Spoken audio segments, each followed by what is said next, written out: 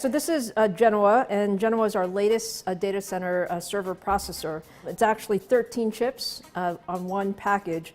At the heart of all the most advanced computers, data centers, and gaming consoles, there are two kinds of processors. We're in a world today where chips are everywhere. They're powering everything. And only one company in the world designs them both at scale. Advanced Micro Devices, or AMD. It's known for computing, but now it's branching out. Its chips are inside Teslas, the Mars Land Rover, 5G cell towers, and the world's fastest supercomputer. They used to be sort of under the covers. People didn't realize that chips were so important, and I think what the pandemic has done is it just reminded people, and it really highlighted why chips are so enabling to everything that we do. AMD only has major competition from two other companies when it comes to designing the most advanced microprocessors: Intel in CPUs, central processing units, and NVIDIA in GPUs, graphics processing units. While AMD controls far less market share than Intel in CPUs and NVIDIA in GPUs, AMD made history this year when it surpassed Intel's massive market cap for the first time ever. I think AMD is beating Intel on all the metrics that matter, and unless Intel can fix its manufacturing, they will continue to do that. But a decade ago, analysts had a very different outlook on AMD. It was almost a joke. For decades, they had these incredible performance problems. They just could not execute. Every product was late or underperformant, and that's changed. This is the story of AMD, its remarkable comeback, pioneering female CEO, and huge bets on new types of chips in the face of a PC slump, shifting trends, and mounting concerns around China and Taiwan, where all AMD's advanced chips are made.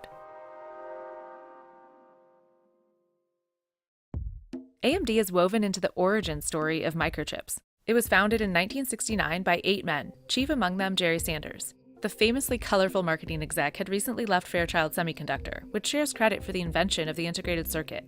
Jerry Sanders was this big, larger-than-life guy. He was a salesman at his heart, but he was one of the best salesmen that Silicon Valley had ever seen. Stories of lavish parties that they would throw, and I think there's one story about him and his wife coming down the stairs at the party and matching fur coats. Jerry Sanders at the time, a lot of his philosophy was kind of new, novel. Things like bonuses and profit sharing, those were not just for the executives. AMD released its first product in 1970, went public in 1972, and was pumping out computer chips by the mid-70s. It was a second-source supplier for Intel by the 80s, when Harry Levinson began his 20-plus years with AMD. When I first got there, most people didn't know about semiconductor devices. In the mid-80s, AMD and Intel parted ways, and by the late 80s and early 90s, AMD reverse-engineered Intel's chips to make its own products that were compatible with Intel's groundbreaking x86 software, making PC pricing more competitive for end consumers. When we really got going in the x86, there was a revolution.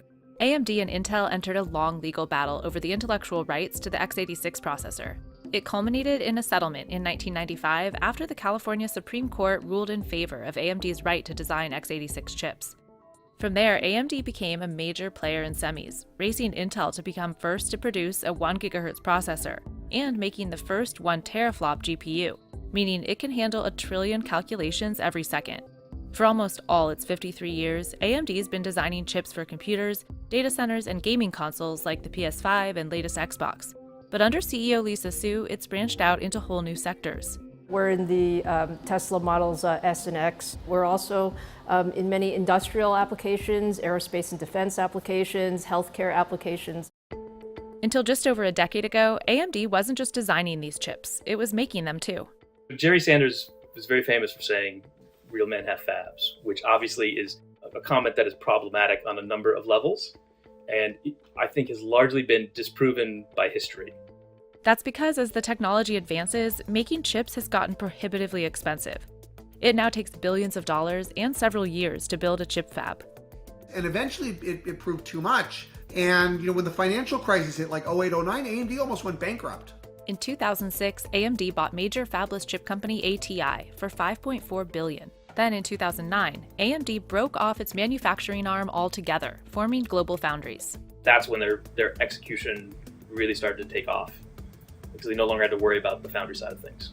Global Foundries went public in 2021 and remains a top maker of the less advanced chips found in simpler components like a car's anti-lock brakes or heads-up display. But it stopped making leading-edge chips in 2018.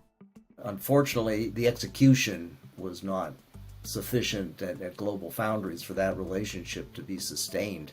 Instead, AMD turned to Taiwan Semiconductor Manufacturing Company, TSMC, the first chip company to focus entirely on manufacturing.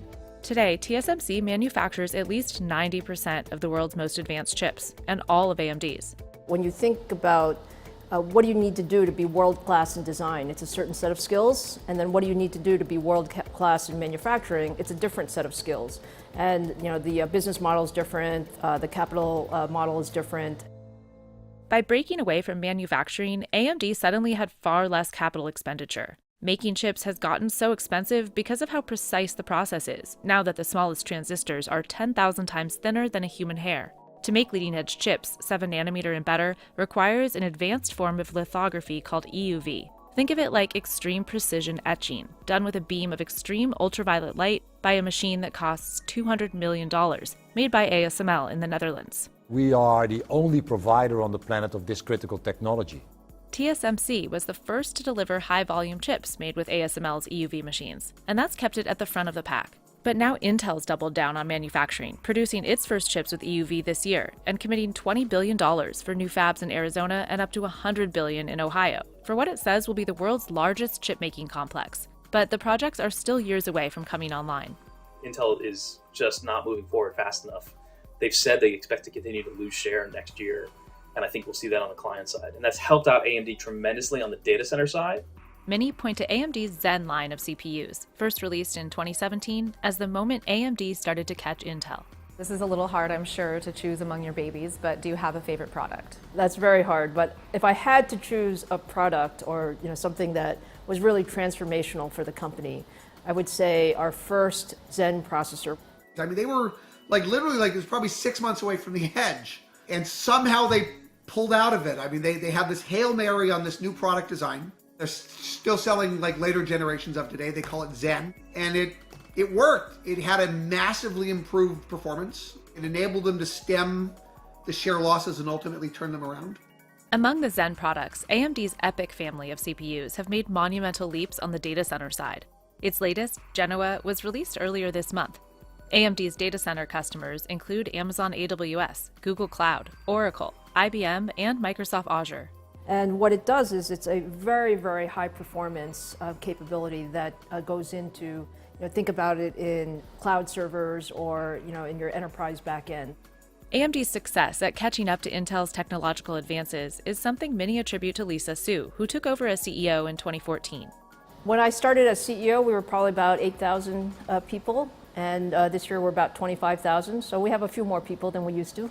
Su is the first female CEO of a major semiconductor company. She was Fortune's #2 Business Person of the Year in 2020 and the recipient of 3 of the semi-industry's top honors.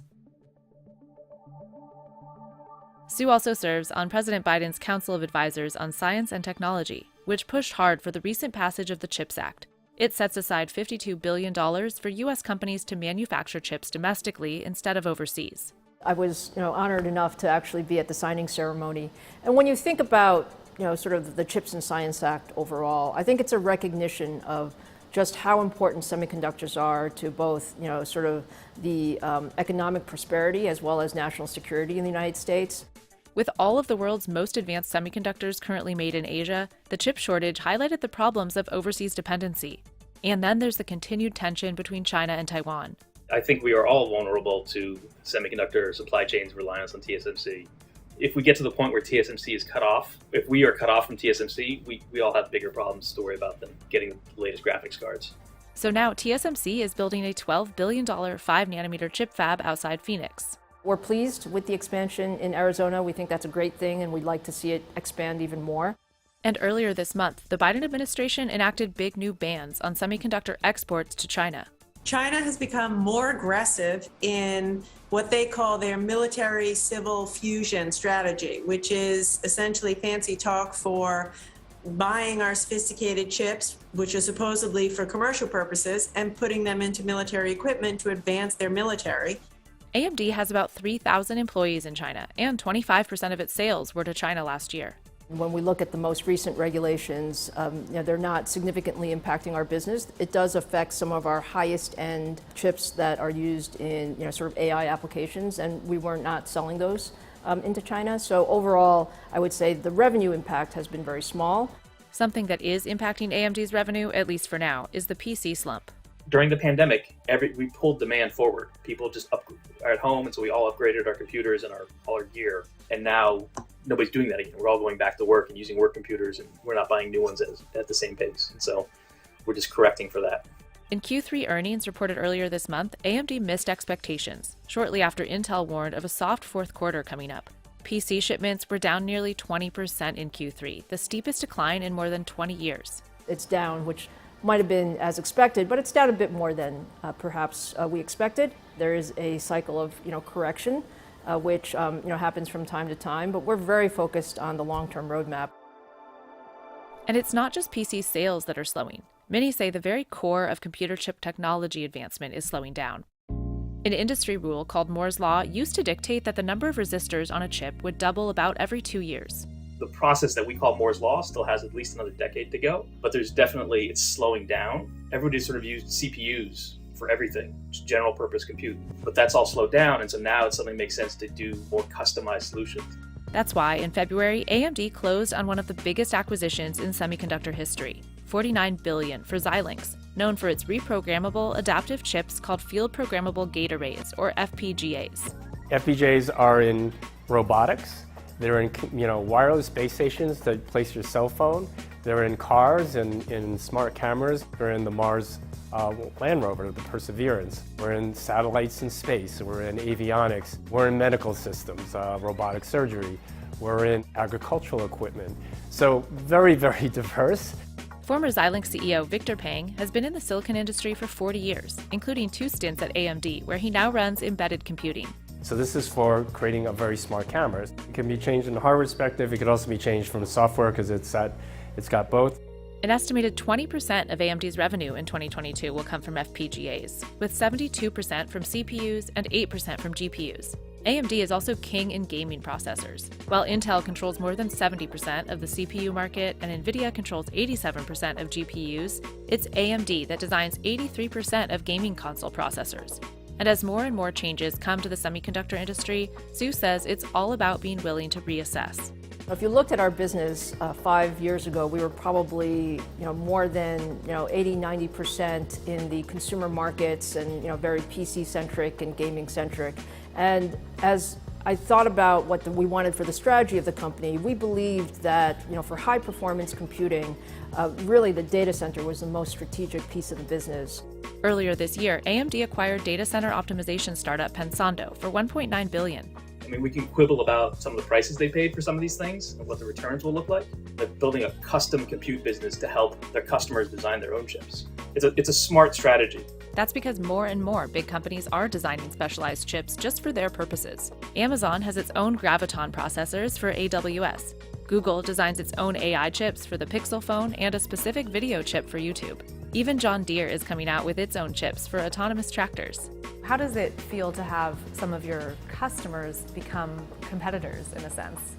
Well, if you really look underneath, what's happening in the chip industry over the last, 5 years, is everybody needs more chips, and I mean you see them everywhere, right? Particularly, the growth of the cloud has been such a key trend over the last 5 years, and what that means is, when you have very high volume growth in chips, you do want to do more customization. Even basic chip architecture is at a transition point. AMD and Intel chips are based on the 5-decade-old x86 architecture. Now, ARM architecture chips are growing in popularity, with companies like NVIDIA and Ampere making major promises about developing ARM CPUs, and Apple switching from Intel to self-designed ARM processors. My view is it's really not a debate between x86 and ARM. You're going to see, basically these two are the most important architectures, out there in the market. And what we've seen is it's really about what you do with the compute. For now, AMD continues to advance its x86 core computing chips, while diversifying to meet the needs of the ever-shifting and vulnerable business of advanced semiconductors. You really have to make big bets and kind of see the future, what's going to happen over the next 3 to 5 years, what are the things that are going to change, and then how do we uniquely capture those opportunities to bring technology that nobody else could do to the market.